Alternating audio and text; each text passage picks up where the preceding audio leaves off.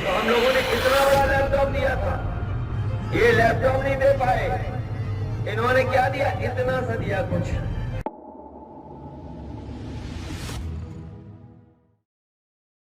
जनपद सोनभद्र के रॉबर्ट्सगंज और दुद्धी में समाजवादी पार्टी के राष्ट्रीय अध्यक्ष और उत्तर प्रदेश के पूर्व मुख्यमंत्री अखिलेश यादव का जनसभा का आयोजन हुआ, जिसमें अखिलेश यादव ने लोकसभा क्षेत्र रॉबर्ट्सगंज के प्रत्याशी छोटेलाल खरवार और विधानसभा उपचुनाव दुद्धी के प्रत्याशी विजय सिंह गौड़ के पक्ष में मतदान करने के लिए लोगों से अपील की।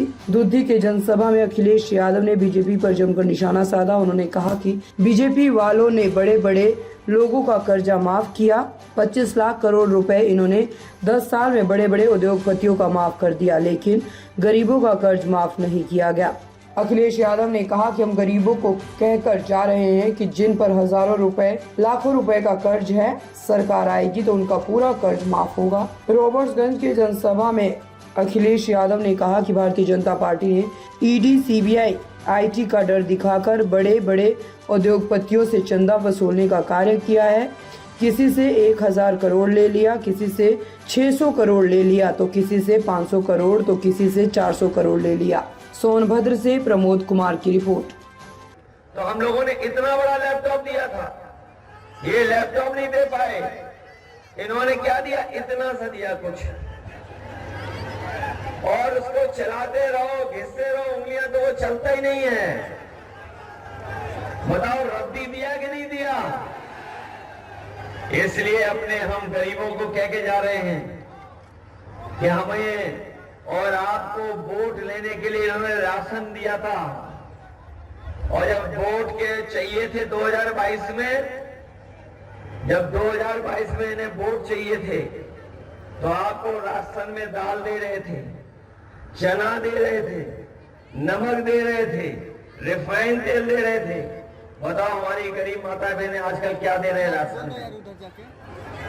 बताओ राशन में क्या दे रहे हैं आपको? राशन बर्बाद कर दिया कि नहीं करवा दिया? हमारे गरीब भर पेट खाना भी नहीं खा पा रहा परिवार। इसलिए अपने गरीबों को हम कह के जा रहे हैं, इंडिया गठबंधन ने तय किया है कि राशन की मात्रा बढ़ा देंगे, दुगना कर देंगे, और जिस तरीके से संपन्न लोग, बड़े लोग बाजार से पैकेट का आटा खरीद के खा रहे हैं, जो गुणवत्ता में भी अच्छा है, पौष्टिक भी है, स्वास्थ्य को भी अच्छा रखता है। सोनभद्र के रिसोर्सेज की चोरी कोई कर रहा है तो वो भारतीय जनता पार्टी और उनके सहयोगी लोग, और आप देखते होंगे कि सब के सब उनके मंच पे रहते हैं या मंच के आसपास रहते हैं। तो जो लूटने वाले हैं सोनभद्र को, वो सरकार के मंच पे रहते हैं। तो ये जनता सब बात समझ गई है, इसलिए जनता इन्हें हराने जा रही है। इनके पास कोई रास्ता नहीं है, और किसी भी जगह चले जाएं, उन जगह तो चुनाव खत्म हो गया है। सुना है कि जहां पर विवेकानंद जी कभी मेडिटेशन किए थे, वहीं पर हमारे देश के प्रधानमंत्री जी मेडिटेशन करने जा रहे हैं। ये मेडिटेशन की जरूरत तो पहले थी, 5 साल पहले या 7 साल पहले, जब आपको देश के लिए काम करना था।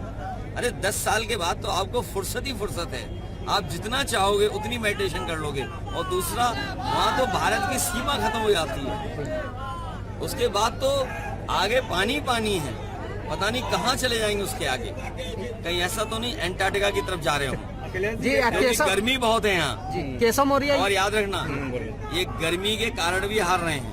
जो जनता को परेशान किया इन्होंने गर्मी में। ताज़ा खबरों से जुड़े रहने के लिए हमारे चैनल को सब्सक्राइब करें और बेल आइकन को दबाना ना भूलें, ताकि हर खबर की नोटिफिकेशन आपको मिलती रहे।